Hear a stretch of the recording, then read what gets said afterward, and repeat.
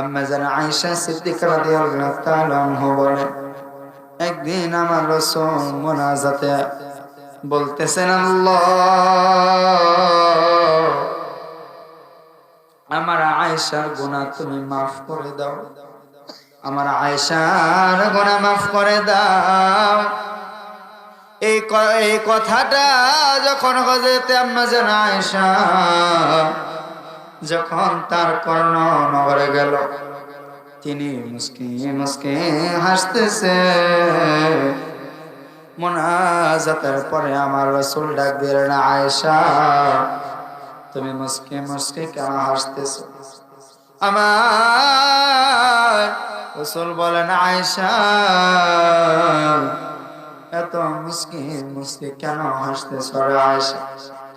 তখন আয়েশা রাদিয়াল্লাহু তাআলা আনহা বলতেছেন, রাসূল আপনি তো আমার জন্য মাফ চাইলেন আল্লাহ তাআলার কাছে, তার জন্যই তো আমি হাসতেছি।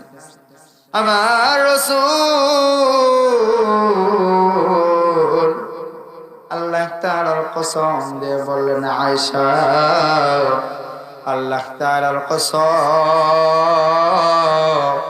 আয়েশা রে আজকে আমি তোমার জন্য যেমনি ভাবে আমি আল্লাহ তাআলার কাছে মাফ চাইলাম, আমার গুনাহগার উম্মতের জন্য আমি ওইভাবে আল্লাহ তাআলার কাছে মাফ চাই। হযরত বেলাল রাদিয়াল্লাহু তাআলা আনহু তিনি বলেন, আমার রাসূল একদিন গোসল করে মসজিদে নববীতে আসলেন। তখন আমি রাসূলের দিকে তাকিয়ে দেখলাম আমার রাসূলের মাথা থেকে পানিগুলা টপ টপ করে তার শরীরের মধ্যে পড়তেছে। তখন হযরত বেলাল রাদিয়াল্লাহু তাআলা আনহু বলেন, আমি রাসূলকে দেখলাম তিনি নামাজে দাঁড়িয়ে গেলেন, আবার যখন রুকু করলেন সিজদা করলেন, অনেক দীর্ঘ সিজদা, সিজদার মধ্যে আমি খেয়াল করলাম তিনি কান্না করতেছে। তিনি এমন ভাব করে কান্না করতেছে, তার কান্নার আওয়াজ কিছু ডেক আসতেছে, তার ডেকের আওয়াজ আমি বেলাল শুনতে পাই। আমার রাসূল সিজদায় পড়ে উম্মতের জন্য কান্না করে, আমি বেলাল শুনতে পাইলাম। আমি বেলালের কর্ণনগরে আওয়াজটা এসেছে, আমার রাসূল কান্না করে। সেই কালো বেলাল আমার রাসূলের কত ভক্ত ছিলেন। আমার রাসূল যখন দুনিয়া থেকে চলে গেলেন, বেলালও চলে গেলেন অনেক দূরে, অনেক দূর বেলাল চলে গেলেন সিরিয়ার জঙ্গলে। সিরিয়ার জঙ্গলে গিয়ে তিনি তার বাসস্থান করলেন। 6 মাস হয়ে গেল। 6 মাস পরে আমার রাসূল স্বপ্নে বেলালকে বলেন, বেলাল জঙ্গলে জঙ্গলে ঘুরলে নবীরে পাইবি না, আমি নবীরে যদি পাইতে চাও, আমি নবীকে যদি পাইতে চাও, বেলাল আবার মদিনায় ফিরে যাও। হযরত বেলালের যখন ঘুমটা ভাঙলো, বেলাল রাদিয়াল্লাহু তাআলা আনহুর ঘুমটা ভাঙার সাথে সাথে তিনি মদিনার দিকে একটা দৌড় দিলেন। মদিনার দিকে একটা দৌড় দিলেন। হাদিসের মধ্যে এসেছে তিনি মদিনায় পৌঁছাইলেন, তখনই ফজরের আযানের ওয়াক্ত হয়ে গেল।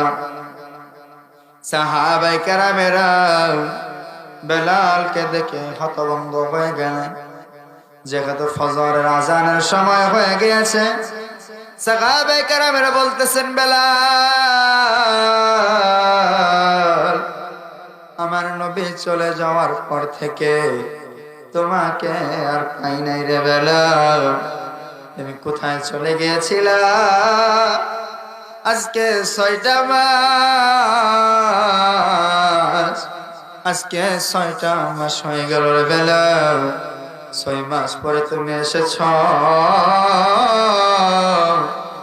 তুমি আজান দিলে আমার নবী মসজিদে নামাজ পড়াইতে আসতো, তুমি আজান দিলে আমার নবী নামাজ পড়াইতে আসতো রে বেলাল।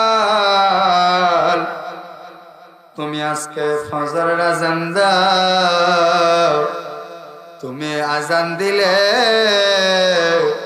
আমাদের নবী নামাজ পড়াইতে আসবে।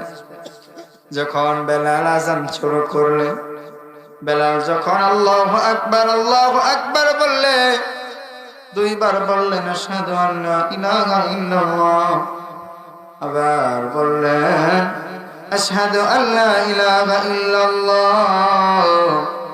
যখন আবার বেলাল বলতেছেন আশহাদু আন্না মুহাম্মাদুর রাসূলুল্লাহ, এই কথাটা যখন বেলাল, এই শব্দটা যখন বেলালের মুখে, বেলাল যখন বলতেছেন আশহাদু আন্না মুহাম্মাদুর রাসূলুল্লাহ, বেলাল অজ্ঞান হয়ে মাটিতে পড়ে গেলেন। বেলাল অজ্ঞান হয়ে আবার মাটিতে পড়ে গেলেন। বেলালের কিছুক্ষণ পর জ্ঞান ফিরল, আবার বেলাল আযান দেয়, আল্লাহু আকবার আল্লাহু আকবার, আশহাদু আল্লা ইলাহা ইল্লাল্লাহ,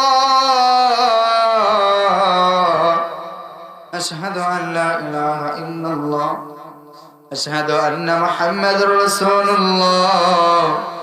এই শব্দটা বেলাল পরে, বেলালের আর কথা বের হয় না, এত পরিমাণে কান্না বেলাল করতেছে। সে বেলাল কত নবীরে ভালোবাসতো। আমার আল্লাহ তাআলা 10 জনকে আল্লাহ তাআলা দুনিয়ার জমিনে জান্নাতের সার্টিফিকেট দিয়েছিলেন। তারপরে হযরতে আবু বকর সিদ্দিক রাদিয়াল্লাহু তাআলা আনহু কাঁদতেন আর বলতেন, আমি যদি গাছের পাতা হইতাম, বেড়া বকরি আমাকে খেয়ে ফেলতো, আমি আবু বকরের কোনো হিসাব হইতো না। আমি যদি গাছ বৃক্ষ হইতাম, লাকড়ি বানায় আমাকে পড়ে ফেলতো, আমার কোনো হিসাব হইতো না।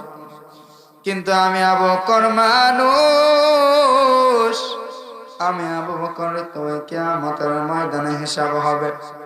কি জবাব দেব আমি মালিকের কাছে?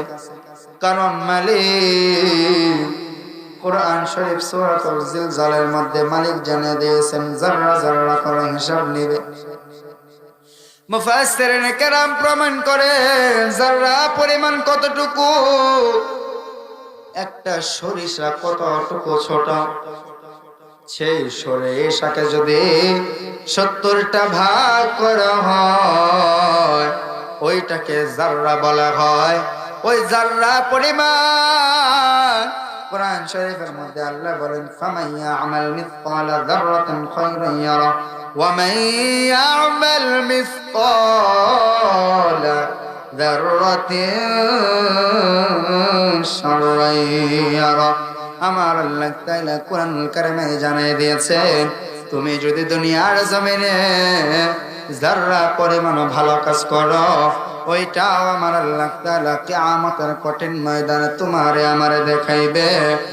আর যদি যাররা পরিমাণ ভালো কাজ করে থাকো, তাহলে ওইটাও আমার আল্লাহ আপনারে আমারে দেখাইবে।